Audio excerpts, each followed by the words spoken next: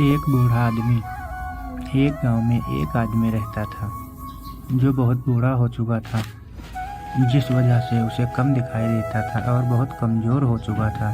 इसलिए अपनी बची कुची ज़िंदगी अपने बेटे के साथ बिता सके, इसलिए शहर में रह रहे उसके बेटे के घर रहने चला गया। बेटा एक शहर के छोटे मकान में रहता था। मकान तो उसका छोटा था, लेकिन उसके अंदर जो चीज़ें थी वह महंगी थी। उस मकान में बेटा, उसकी पत्नी और उनका एक 5 साल का बच्चा, यह छोटा सा परिवार साथ मिलकर रहता था। बूढ़े पिता के आने से उनके परिवार का एक सदस्य और बढ़ गया। यह पूरा परिवार रोज़ सुबह शाम डाइनिंग टेबल पर साथ में खाना खाया करते। बूढ़ा पिता अपनी कमजोरी के चलते हमेशा खाने की चीज़ें नीचे गिराता रहता और कई बार कांच के बर्तन भी टूट जाया करते थे। कुछ दिनों तक तो बहू और बेटे ने यह सब सहन किया, लेकिन बाद में वे दोनों बूढ़े की ऐसी हरकतों से चिढ़ने लगे। एक दिन बेटे ने कहा कि ऐसा कब तक चलेगा, हमें कुछ करना पड़ेगा। उसकी पत्नी भी इस बात से सहमत हुई। अगले दिन बेटा कहीं से एक पुराना मेज लेकर आया और घर के एक कोने में उसे लगा दिया और अपने पिताजी से कहा कि आप यहीं पर बैठकर खाना खा लीजिएगा। उन्होंने एक लकड़ी का बर्तन भी बनवाया जिसमें वे अपने बूढ़े बाप को खाना देने लगे।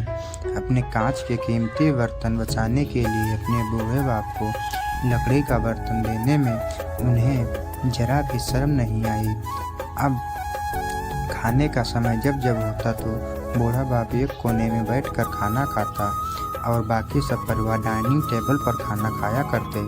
डाइनिंग टेबल पर बैठे बैठे दोनों पति पत्नी कभी कभी अपने बूढ़े बाप की तरफ देख लिया करते।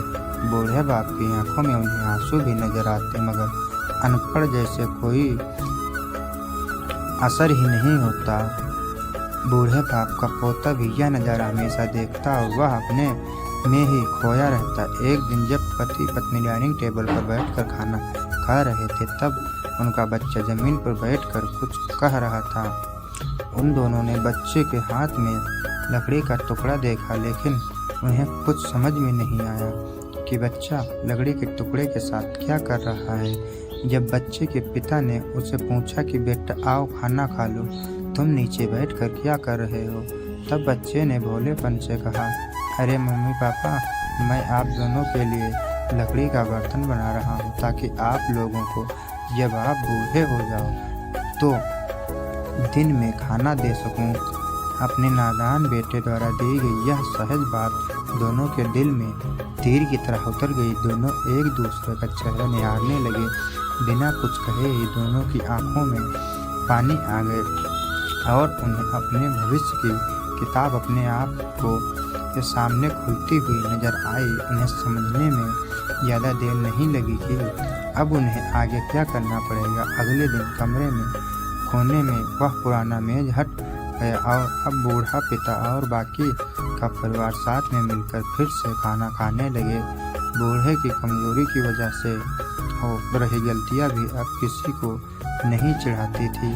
दोस्तों, यह कहानी हमें बताती है हर वक्त पत्ता जो आज हरा है वह कल सूखेगा और डाली से नीचे भी गिरेगा। इसलिए हमें अपने बड़े बूढ़ों का हमेशा ख्याल रखना चाहिए और हमें हमारे माता पिता और बुजुर्गों के साथ वैसा ही व्यवहार करना चाहिए जैसा हम चाहते हैं कि हमारे बूढ़े होने के बाद हमारे बच्चे हमारे साथ ना कर सकें।